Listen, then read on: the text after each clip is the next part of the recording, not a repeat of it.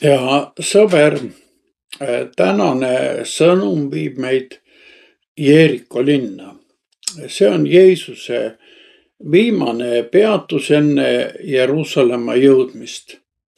Seal juhtunut nimetatakse isegi evangeeliumis.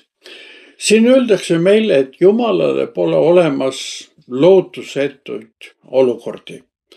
Kuid kuulakem, kuidas evangelist Lukas toimunut kirjeldab 19. peatükis 1-10 salmini oma evangeeliumis.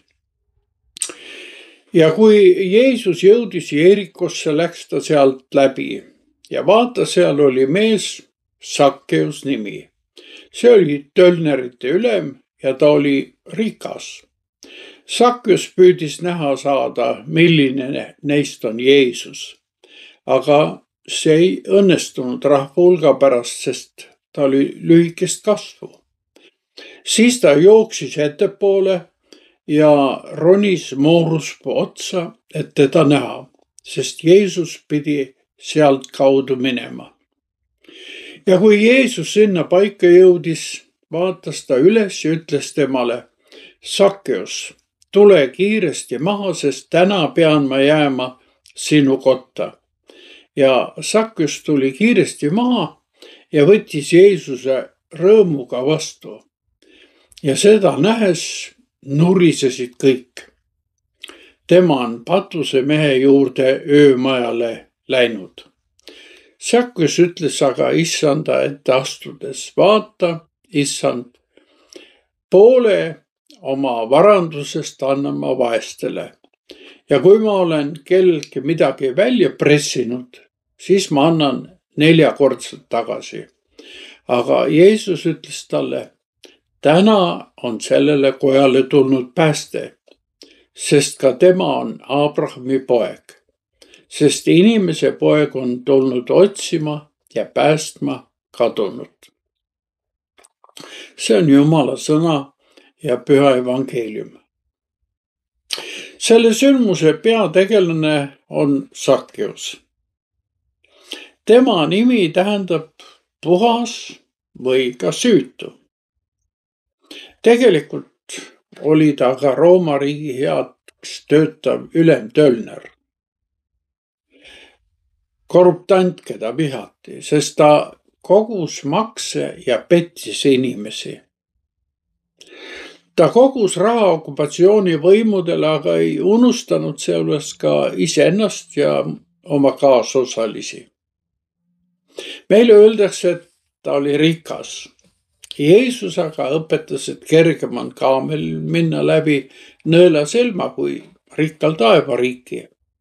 Niisiis on meie ees rikas ja patune mees. Kuid kuuldes, et Jeesus tuleb Jeerikost läbi, teeb ta midagi ootamatut. Ta otsib võimalust Jeesust näha. Teda huvitab, kes Jeesus siiski on. Ta heidab Jeesust lihtsalt eelarvamuste prügikasti. Ta tahaks teda näha. Kuid nagu kuulsime, oli Sakkeusel 2 probleemi. Rahva hulk ja ta enda lühike kasv. Rahvamass meie ümber on sageli need, kes arvavad teadvat, kes Jeesus on. Aga nad varjavad meie, nii nagu ka Sakkeuse eest tookord, seda vaadet nagu sein. Ja mida Sakkeus teeb? Ta jookseb ette ja ronib mooruspuu otsa. See on nagu perspektiivi vahetus. Ta otsib kohta, kus näeks, aga samal ajal jääks ta ise ikkagi ka lehestiku varju. Olukord meenutab pisut Aadama ja Eeva positsiooni pärast patulangust. Ometi oli see Sakkeuse ainus ja viimane võimalus Jeesust näha.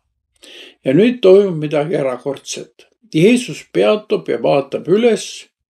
Jumal ei vaata patusele ülalt alla, vaid vaatab vahel ka üles sinna, kuhu me oma aruga oleme just parajasti roninud. Ja siis ütleb Jeesus talle otse: Sakkeus, tule kiiresti maha, sest täna pean ma jääma sinu kotta. See lause on lausa programmiline. Siin on 3 olulist sõna. Ma pean.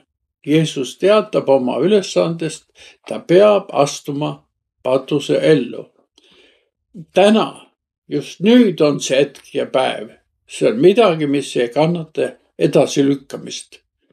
Ja lõpuks ma pean jääma sinu kotta. Aga see oli paljude jaoks juba skandaalne programm. Kõik, kaasa arvatud Jeesuse jüngrid, nurisesid selle peale. Jeesus läheb kotta, mis on nii-öelda patupesa. Nurisejad leiavad, et ta vääriks palju paremat seltskonda. Kuid Sakkeus ei viivita, ta tuleb kiiresti puu otsast alla, võtab Jeesuse rõõmuga vastu. See Sakkeuse lihtne ja siiras reaktsioon ütleb meilegi, kui sa tahad Jumalaga kohtuda, siis ei pea sa tingimata ronima vaimsetesse kõrgustesse, vaid tulema alla, sest Jeesus kõnnib mööda elu tolmuseid teid. See allatulek tähendab oma valedest ettekujutustest ja ambitsioonidest lahtilaskmist. Ja just siis juhtub midagi, mis murrab meie eelarvamused ja kujutlused. Sakkeus ütleb, vaata, issand, poole oma varandusest annan ma vaestele ja kui ma olen kelleltki midagi välja pressinud, siis ma annan 4-kordselt tagasi. See on Sakkeuse vastus Jumala armule. See ei ole moraalne pingutus, et päästet saavutada. See on meeleparanduse vili, mis sünnib vastusena kogetud tähelepanule ja armastusele. See on Sakkeuse sisemise tervenemise vili. Jeesus ei oodanudki, et Sakkeus oma rikkusest loobuks, nagu see oli rikka noormehe puhul. Sakkeus jäi oma ametisse, kuid muutus põhjalikult. Ja siis kõlab Jeesuse hinnang. Täna on sellele kojale tulnud pääste, sest ka tema on Abrahami poeg. Me näeme, et see, mis inimeste jaoks oli võimatu, oli Jumala jaoks võimalik. Ühiskonna poolt tühistatud ja põlatud Sakkeus seisab meie ees nagu kadunud poeg, kes on taas koju jõudnud. Tal oli olnud küll rikkust ja varast, kuid tegelikult täitis teda valutav tühjus. Ja Jeesus tuli just seda tühjust täitma, sest inimese poeg on tulnud otsima ja päästma kadunut. Ja nüüd on aeg meil ka endalt küsida, mis puu see on, mille kõrgest põrast sa elu jälgid? Kas see on sinu skeptilisuse, uhkuse või eneseõiguse puu? Milline see puu iial ka poleks, Jeesus ütleb täna, tule kiiresti maha, sest täna pean ma jääma sinu kotta. Täna on päästepäev, ära lükka seda edasi. Alandu ja ava oma süda, et Jeesus saaks minu ja sinu tühja südant oma valgusega täita. Palvetagem. Issand, sa näed meie otsinguid ja püüdlusi, sa näed meie südame tühjust, väsimust ja valu.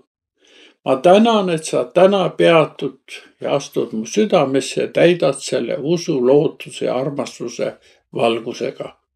Sa võtad mind oma lapseks. Isa, Poja ja Püha Vaimu nimel. Aamen.